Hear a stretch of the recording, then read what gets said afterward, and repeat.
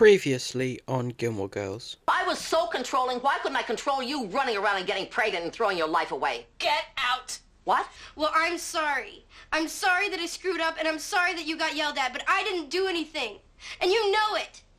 We pick up a couple of weeks after the fallout of Lorelai, Rory and Emily's argument.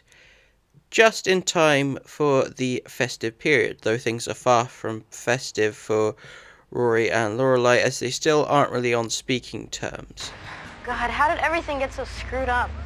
I think you staying out all night with Dean had something to do with it. Everyone is, of course, aware that Rory is not responsible, but the words spoken in the argument between Lorelai and Emily specifically have seemingly dampened their relationship permanently.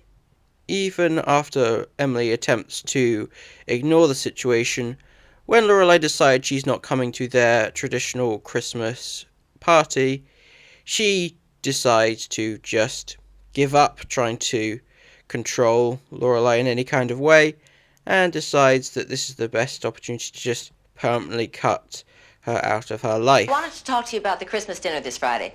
Christmas dinner. You forgot. At 8. I probably won't be there for cocktails. Well, then don't come. What?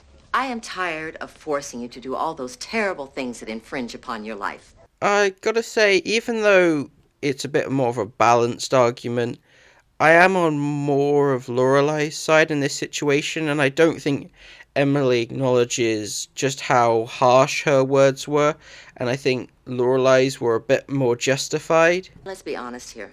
I'm not too happy with you right now, and I assume you're not too happy with me. So it makes sense why she is not going out of her way to try and change Emily's mind, even when Rory suggests that she may regret it. Well, maybe she thinks she meant it at the time, but I bet she won't mean it later when I show up there without you. And without a map to follow that reasoning, I say take a hat, it's cold outside. However, it seems her mind's made up. At the party, while Richard and his co-workers argue furiously about their business, He did. Henry is a toddler. He thought your take was a little conservative. And a moron. Richard. Rory desperately tries to get Emily to open up and make her see sense, but unfortunately she's not having any of it. Meanwhile, Lorelai's stuck at home eating a, let's face it, practical but absolutely disgusting meal before she discovers Dean trying to speak to Rory. Well, hi there. Hi. How you doing? Fine. Good, good. Shouldn't you have a squeegee with you or something? I just wanted to say that things got all messed up. Yes, they did. And I'm sorry. Just tell me where I stand. I don't hate you. And again, Dean, in those early days, showed signs of promise, and it's just so annoying to see how far he falls, because he's a lot stronger here than he is in the later seasons, and I think this is a pretty good example of the two of them being able to patch things up and the relationship between Lorelai and Dean growing stronger. Quite significantly, in fact. Dean, Yeah. you know, we have a really nice front door.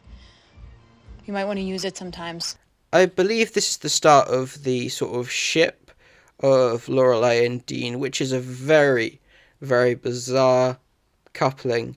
I can see why people would think that was a possibility, especially with scenes like this and one later down the line, but is just not a great pairing. Despite making peace with Dean, she's still quite miserable, so seeks the comfort of Luke, which, from his personality, you'd think was a pretty poor decision, but he is able to cheer her up in his own grumpy way. Something festive. You made me a Santa burger. It's no big deal. No one has ever made me something quite this disgusting before. And we see that the dynamic regarding Dean has changed, with Lorelai being the one to more given the benefit of the doubt, while Luke has switched to protective surrogate father mode and has fallen out of love with him, as it were. Just tell me you forbid her to see the bag boy. I did not forbid her to see the bag boy. Are you crazy? I'm the one who told you I thought he was trouble, and you told me you thought I was crazy. You are crazy, and he is trouble. It's a good way of showing the kind of relationship Luke has with not only Lorelai but with Rory, and how even though he seems quite distant, he's prepared to look after them and make sure that they're okay, having a strong understanding of them. Back at the party, Rory's growing more and more frustrated with Emily's arrogance and dismissal of Lorelai.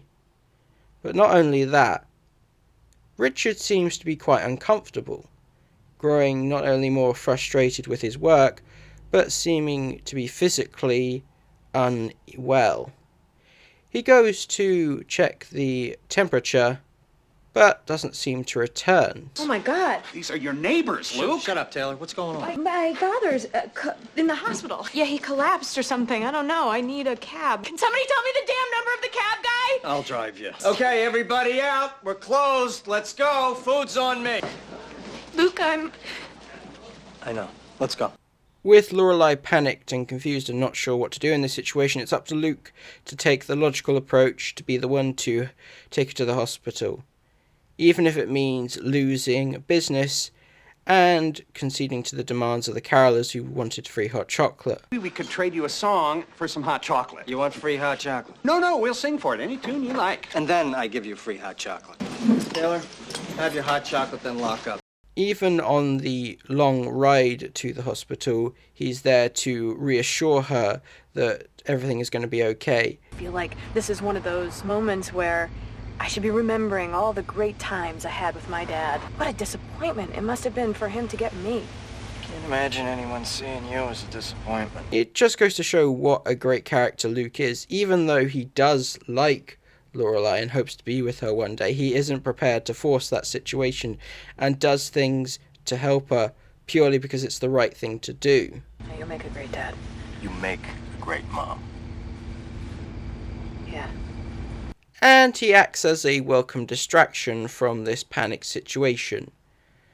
When he and Lorelai arrive at the hospital to find Emily arguing with a surprise cameo from Jane Lynch. I know this is difficult for you, but if you don't fill out these forms... What? You'll do what? I'd like to hear in your most condescending tone what my punishment will be for not filling out these forms. And Emily wonders if there's more to their relationship, despite their protests. Were you on a date? What? You have an escort. No, it's Luke, Mom. Which is her way of saying we weren't on a date. I'm sorry, I didn't mean it like With Richard's life seemingly on the line, the Gilmores decide it's best to put their differences behind them and not have any grudges. Fortunately, everything is okay. For now, at least. And Richard tries to make Emily aware of this situation and that eventually he will have to pass away and they'll have to think about their funeral plans, and it's too much for Emily, and I think this is a very, very strong moment for them as a couple, and it hits hard, even more so following Edward Herrmann's passing. Despite Richard being okay, Lorelai is still not prepared to face him. Once again, Luke is there to put her at ease, and she goes off to have a very quiet, subtle moment between the two of them. No words are spoken, they never get an opportunity to speak as they're interrupted, but it's such a powerful scene nonetheless. Lorelai visits Luke a couple of days later to show her gratitude towards his heroic behaviour. And does that look wrong? And so ends Forgiveness and Stuff. From one almost perfect episode last week to another. This is a great Christmas episode, and a shining moment for the character of Luke, as he is given a major moment in the spotlight. Though Richard seems to initially play a kind of minor role in this story, he ends up being the crux and being the one who brings everyone together. And like I said before, this story hits a lot differently these days. But that's all for now. Thank you for watching. Be sure to like, comment, subscribe, find and follow me on Twitter here, and I'll see you next time for Paris is Burning. Who thinks we shouldn't use cell phones in here? Well, screw democracy.